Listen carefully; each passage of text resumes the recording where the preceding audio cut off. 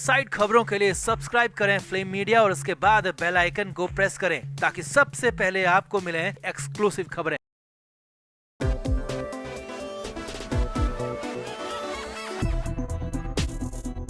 मुंबई में चल रही दिशा सालियान केस की जांच में नई खबर है, बड़ी खबर है और इस बार मामला आदित्य ठाकरे के साथ साथ उद्धव ठाकरे से जुड़ गया है और हालात ये हैं कि उल्टा दांव ठोकने की ट्रिपल तैयारी है। महाराष्ट्र के पूर्व सीएम और आदित्य ठाकरे के पिता शिवसेना यूबीटी के प्रमुख उद्धव ठाकरे ने बड़ी तैयारी कर ली है। 3 लोगों को घसीटने तक का प्लान बनाया जा रहा है। कहा जा रहा है कि दिशा सालियान केस में नया ट्विस्ट आ गया है। तो दिखाते हैं, बताते हैं आपको सब कुछ। आप भी इस वीडियो को शेयर करें और कमेंट बॉक्स में अपनी राय जरूर दें।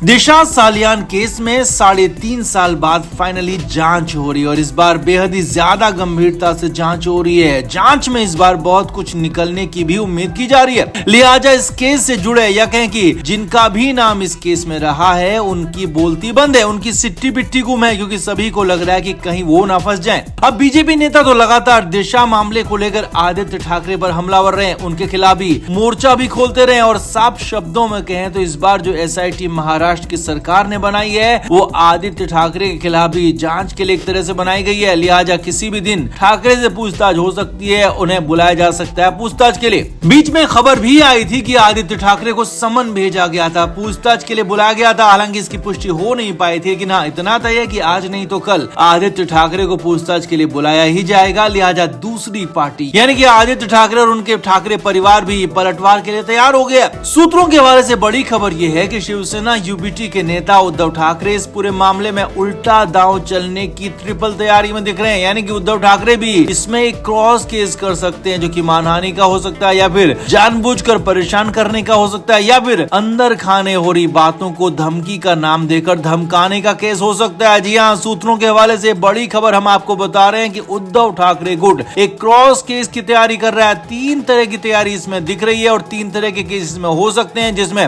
बहुत बड़ा एक्शन हो सकता है। और इसमें 3 बड़े नाम, जी हाँ 3 बड़े नाम एक तरह से घसीटने की उनको तैयारी है। सबसे बड़ा नाम है महाराष्ट्र बीजेपी के नेता केंद्रीय मंत्री नारायण राणे का और दूसरा नाम है उनके ही बेटे नितेश राणे। ये दोनों ही लगातार आदित्य ठाकरे को लेकर हमलावर रहे हैं, दोनों ही लगातार आदित्य ठाकरे को लेकर कई बातें बताते रहे, खुलासा करते रहे और कई बार नई नई बातें भी बोलते रहे। हालांकि अपने पक्ष में कभी ये लोग गवाह या फिर सबूत दे नहीं पाए, लेकिन हाँ बार बार ये दोनों यही कहते रहे कि आदित्य ठाकरे दिशा सालियान केस में पूरी तरह से जिम्मेदार है, पूरी तरह से इसमें शामिल थे। और तीसरा जो नाम है वो मुख्यमंत्री का भी हो सकता है। जी हाँ, मुख्यमंत्री के खिलाफ भी गलत तरीके से कार्रवाई करने का ऑफेंड यहाँ पर हो सकता है। कुछ इस तरह की प्लानिंग यहाँ पर उद्धव ठाकरे गुट में चल रही है। अब सूत्रों के मुताबिक उद्धव ठाकरे मानते हैं कि 2024 के चुनाव से पहले ये पूरा का पूरा मामला सिर्फ और सिर्फ पॉलिटिकल फायदे के लिए उठाया गया, इससे उनको भी राजनीतिक नुकसान हो सकता है, ये खुद मानते हैं। लिहाजा अपना राजनीतिक के साथ साथ पर्सनल नुकसान यानी कि आदित्य ठाकरे को होने वाला नुकसान ना हो, उस नुकसान को बचाने के लिए अब आक्रमण ही सबसे अच्छा बचाव है। इसी सिद्धांत पर चलने की तैयारी हो रही है और इसे लेकर जल्दी कोई बड़ा फैसला, बड़ा ऐलान हो सकता है।